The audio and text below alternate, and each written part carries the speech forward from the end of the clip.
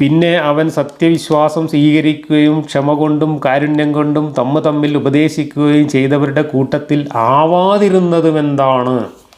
സുന്നി തഫ്സീറിൽ അങ്ങനെയാണ് പറയുന്നത്. എന്നാൽ മുജാഹിദ് തഫ്സീറിൽ പറയുന്നത് നേരെ തിരിച്ചാണ്. വിശ്വസിക്കുകയും ക്ഷമ കൊണ്ടും കാരുണ്യം കൊണ്ടും പരസ്പരം ഉപദേശിക്കുകയും ചെയ്തവരുടെ കൂട്ടത്തിൽ അവൻ ആയിത്തീരുകയും ചെയ്യുക.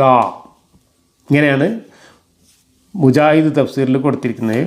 സുന്നി തഫ്സീറിൽ അവൻ ആകാതിരുന്നതെന്തേ എന്നാണ് ചോദിച്ചിരിക്കുന്നത്. അപ്പോൾ ഇതിനൊക്കെ കാരണം കൃത്യമായ അർത്ഥമോ ആശയമോ ഇല്ലാത്ത കുറേ പടുപാട്ടിൻ്റെ വരികൾ സൃഷ്ടിച്ചു എന്നതുകൊണ്ടാണ് ഇത്രയും വ്യത്യസ്തമായിട്ടുള്ള അർത്ഥങ്ങൾ ഇതിന് പല വ്യാഖ്യാതാക്കളും നൽകേണ്ടി വന്നിട്ടുള്ളത്. ഇനിയിവിടെ അവന് നാം 2 കണ്ണുകളും 1 നാവും 2 ചുണ്ടുകളും ഉണ്ടാക്കി കൊടുക്കുകയും ഉയർന്നു നിൽക്കുന്ന 2 വഴികൾ കാണിച്ചു കൊടുക്കുകയും ചെയ്തില്ലേ എന്ന് ചോദിച്ചിട്ടാണ്. എന്നിട്ട് അവൻ ചുരമാർഗത്തെ വിട്ട് കടക്കാത്തത് എന്താണ്? ചുരമാർഗം എന്നാൽ എന്താണെന്ന് താങ്കൾക്ക് അറിവ് നൽകിയത് എന്താണ്? അത് അടിമയെ മോചിപ്പിക്കലോ പട്ടിണിയുള്ള ദിവസം കുടുംബബന്ധമുള്ള അനാഥർക്കോ കടുത്ത ദാരിദ്ര്യമുള്ള അഗതികൾക്കോ ഭക്ഷണം നൽകലോ ആകുന്നു. പിന്നെ അവൻ സത്യവിശ്വാസം സ്വീകരിക്കുകയും ക്ഷമ കൊണ്ടും കാരുണ്യം കൊണ്ടും തമ്മിൽ ഉപദേശിക്കുകയും ചെയ്തവരുടെ കൂട്ടത്തിലാകാതിരുന്നതും എന്താണ്? ഇവിടെ ആരെക്കുറിച്ചാണ് ഈ പിന്നെ അവൻ എന്ന് പറഞ്ഞത്? മുകളിൽ പറഞ്ഞ കാര്യവുമായിട്ട് എന്തെങ്കിലും ബന്ധമുണ്ടോ?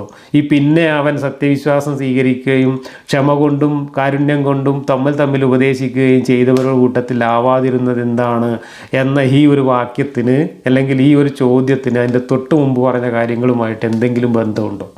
ആരെക്കുറിച്ചാണ് ഈ പറയുന്നത്? ഒരു ബന്ധവുമില്ല, ഒരു തലയുമില്ല, ഒരു വാലുമില്ല. ചുമ്മാ ഒരു വാക്യം അവിടെയും കൊണ്ടുവന്ന് വെച്ചു. എന്നിട്ട് പറയുകയാണ് അവരത്രേ വലതുപക്ഷക്കാർ. നമ്മുടെ ആയത്തുകളെ നിഷേധിക്കുന്നവരാകട്ടെ അവർ ഇടതുപക്ഷക്കാരാകുന്നു. അവരുടെ മേൽ അടച്ചു മൂടപ്പെട്ട അഗ്നിയും ഉണ്ടായിരിക്കും. പിന്നെ പേടിപ്പിക്കുകയാണ്.